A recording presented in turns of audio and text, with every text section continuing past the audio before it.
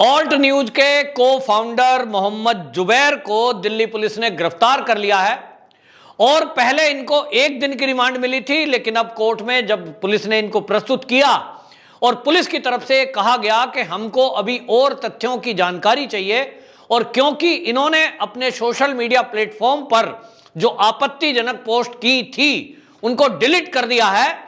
लेकिन उससे धार्मिक भावना आहत हुई है एक समाज की, और इसलिए उन सबकी जानकारी करने के लिए, जांच करने के लिए मोहम्मद जुबैर के द्वारा जो यूज किए जा रहे गैजेट्स हैं, चाहे वो ईमेल है, चाहे वो ट्विटर है, चाहे वो फेसबुक है, और इनका फोन, लैपटॉप, उस सब की फोरेंसिक जांच होना बहुत जरूरी है। और इसलिए हमको यह भी पूछना है कि इन्होंने जो धार्मिक भावना आहत करने का एक तरह से कहें तो अभियान चलाया, अपने चैनल के जरिए फैक्ट चेक के नाम पर इन्होंने भ्रम फैलाया, क्या कोई उसके पीछे कोई और शक्ति तो नहीं है? यह सब कहकर के पुलिस ने जब अपनी दलील दिल्ली पुलिस ने कोर्ट में रखी तो कोर्ट ने मामले की गंभीरता को समझते हुए 4 दिन की रिमांड अब मोहम्मद जुबैर की दिल्ली पुलिस को दी है। यह बहुत बड़ा झटका मोहम्मद जुबैर के लिए तो है ही, साथ में उन लिबरल और कांग्रेसी और वामपंथियों के लिए भी झटका है जो मोहम्मद जुबैर के पक्ष में खड़े होकर पिछले 2-3 दिनों से बयानबाजी कर रहे थे। राहुल गांधी ये कह रहे थे एक को गिरफ्तार करोगे 1000 निकलेंगे, और ममता बनर्जी टीएमसी उसकी तरफ से बयानबाजी कर रही थी, लिबरल्स बयान कर रहे थे, राजदीप सरदेसाई ट्वीट कर रहे हैं, शशि थरूर ट्वीट कर रहे हैं। यानी एक पूरा वो आपको दिखाई देता है कि जो देश विरोधी अभियान चलाने वाले लोग हैं उनके पक्ष में हमेशा जो एक धड़ा खड़ा दिखाई देता है वो मोहम्मद जुबैर के लिए खड़ा हो गया। और यहां तक कि एडिटर गिल्ड, जो कि एक एडिटरों की संस्था है, वो इसके पक्ष में खड़ी हो गई और वो पत्र लिख रही है। और ताज्जुब की बात यह है कि वो जो एडिटर गिल्ड्स है,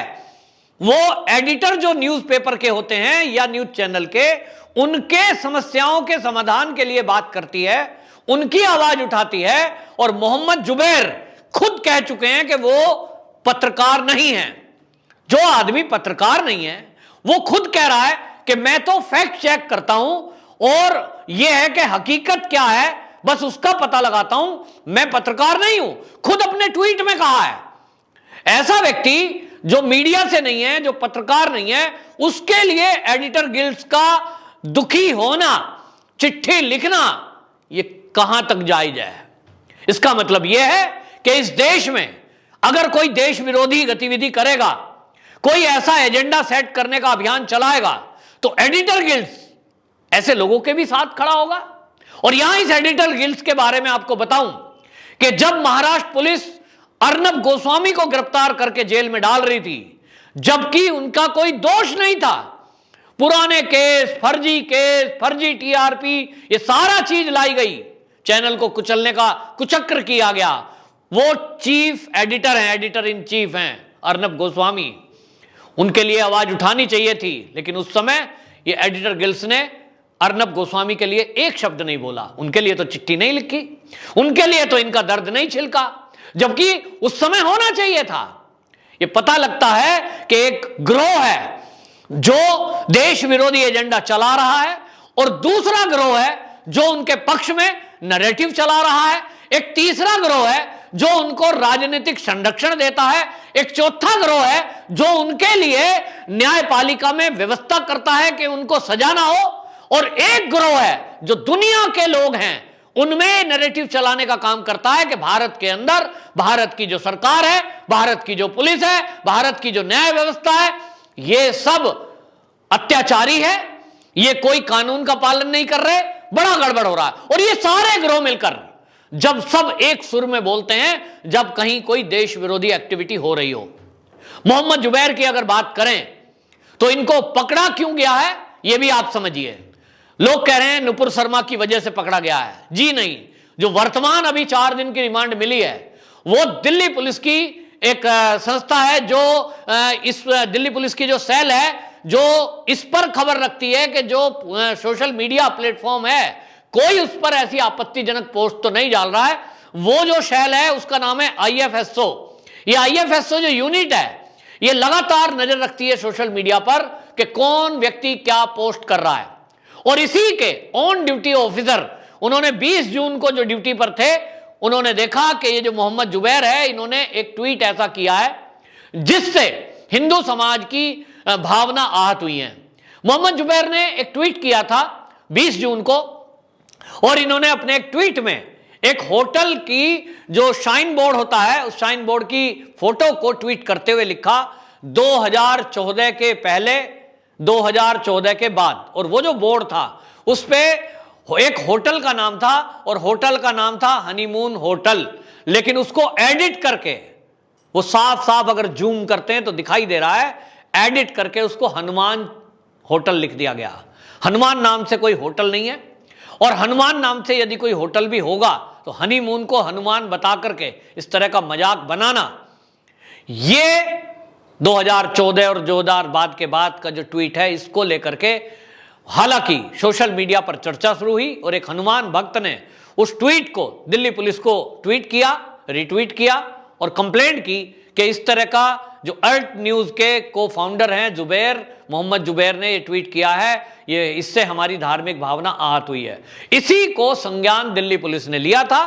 और इसी के आधार पर ये इनके ऊपर एफआईआर दर्ज की गई आईपीसी की 153 आईपीसी की 153 धारा और आईपीसी की धारा 295A, यानी एक ऐसी धारा है 153 जिसमें कोई ऐसा कृत्य करना जिससे दंगा फैल सकता है, दंगा भड़क सकता है,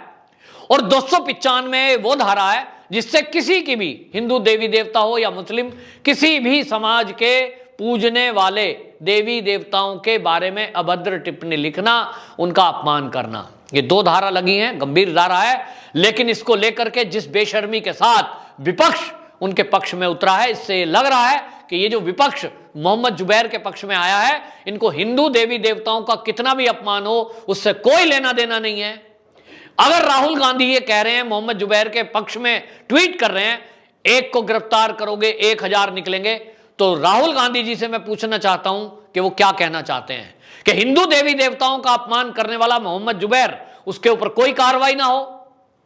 और जो अगर कोई दूसरे किसी धर्म के बारे में एक शब्द भी लिख दे उसको आप जेल में डाल दोगे। हमने देखा कि किस तरह से महाराष्ट्र के अंदर, जहां कांग्रेस की सरकार के समर्थन से महाराष्ट्र की सरकार चल रही है, वहां केवल शरद पवार के बारे में कुछ बिना नाम लिए एक एक्ट्रेस ने कुछ लिख दिया, वो जेल में डाल दी गई। 20 एफआईआर अभियान चलाया गया, पूरे देश में प्रदर्शन किए गए और कांग्रेस के द्वारा भी किए गए, गिरफ्तार करो गिरफ्तार करो। ठीक है, होना चाहिए, नुपुर शर्मा हो या कोई भी, किसी के भी धर्म के बारे में, किसी धर्म गुरु के बारे में, किसी की धार्मिक भावनाओं को आहत करने वाला कोई भी व्यक्ति है, उसके खिलाफ कानूनी कार्रवाई होनी चाहिए। कानून जो सजा देगा वो देगा, लेकिन इस देश में एक के लिए एक सजा, दूसरे के लिए दूसरी बात, ये तो गलत है। नुपुर शर्मा के केस में भी ये जो अल्ट न्यूज के को फाउंडर हैं मोहम्मद जुबैर, इन्होंने बाकायदा फैक्ट चेक एक प्रोग्राम करते हैं, फैक्ट चेक की न्यूज चलाते हैं, और इन्होंने फैक्ट चेक में जो नुपुर शर्मा का वीडियो चलाया, जो ट्वीट किया, उस ट्वीट के बाद पूरे देश में बवाल फैला है। और इन्होंने, नुपुर शर्मा ने इनके ऊपर आरोप लगाया है कि जो उनका वीडियो है, जो टीवी के शो में वो बोल रही हैं, उसको एडिट किया गया और उनका केवल वो वर्ड, वो पार्ट दिखाया गया जिससे किसी की धार्मिक भावना आहत होती दिखाई दें, जबकि वो किसी पुस्तक को कोट कर रही थी, ऐसा जो नुपुर शर्मा है उन्होंने कहा है। और उसी समय नुपुर शर्मा ने ट्वीट किया था, मोहम्मद जुबैर के ट्वीट को उन्होंने टैग किया था दिल्ली पुलिस कमिश्नर को,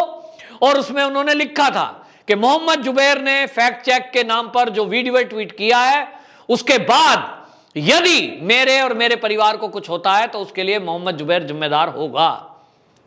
और ये इन्होंने एडिट वीडियो की है, मैंने ऐसा नहीं बोला, उसको एडिट करके एक अंश को काट दिया गया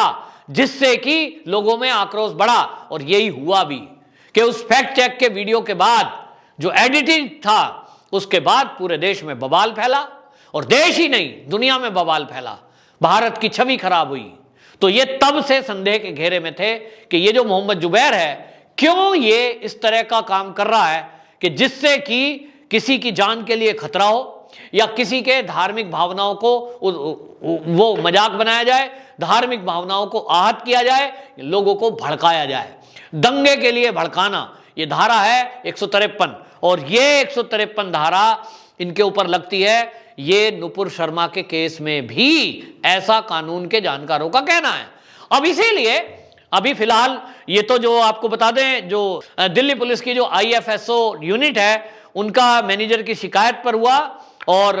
उसी के आधार पर यह कार्रवाई हुई है। जो अभी गिरफ्तारी मोहम्मद जुबैर की हुई है, ये मैं आपको स्पष्ट बता दूं, इसका नुपुर शर्मा के केस से कोई लेना देना नहीं है। नुपुर शर्मा ने जो दिल्ली पुलिस कमिश्नर को टैग किया था, कंप्लेंट की थी, वो अभी तक उस मामले में ये पूछताछ अभी होनी बाकी है, FIR होकर इस पर कार्रवाई होनी बाकी है। लेकिन इतना जरूर है कि अब सारे किस्से खुलेंगे और यह भी पता लगेगा कि ये मोहम्मद जुबैर का अल्ट न्यूज किसके